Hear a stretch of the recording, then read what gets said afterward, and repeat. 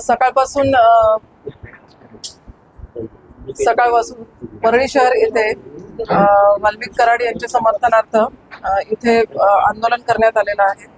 त्या आंदोलनामध्ये समर्थकांच्या ज्या प्रमुख मागण्या होत्या की त्यांच्यावरील जे खोटे गुन्हे आहेत ते परत घ्यावे आणि जो काही तपास आहे तो कुठल्याही दबावाखाली होऊ नये, अशा पद्धतीच्या त्यांच्या मागण्या आहेत। त्यांच्या ह्या ज्या मागण्यांचं निवेदन आम्ही स्वीकारलेलं आहे आणि ते शासनापर्यंत आम्ही पोहोचवू।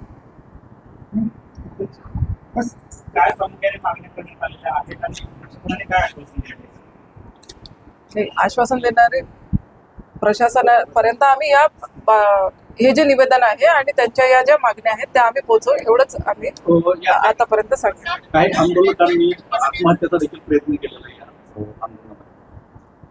हा, त्या त्यांच्या भावना होत्या, त्यांनी ते करण्याचा प्रयत्न केला, वेळीच त्यांना आम्ही प्रतिबंध केला आणि आता त्यांची तब्येत ठीक आहे। काय आव्हान असणार पोलीस प्रशासनातर्फे नागरिकांना एवढंच आव्हान आहे की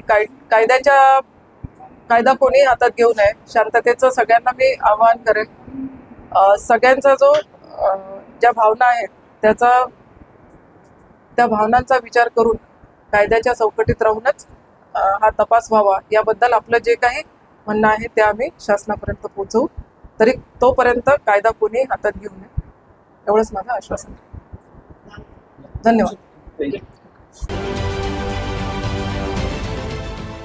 देश विदेशातील प्रत्येक घडामोडींचे लाईव्ह अपडेट मिळवण्यासाठी आता साम टीव्हीच्या सर्व सोशल मीडिया प्लॅटफॉर्मला लाईक, फॉलो आणि सबस्क्राईब करा।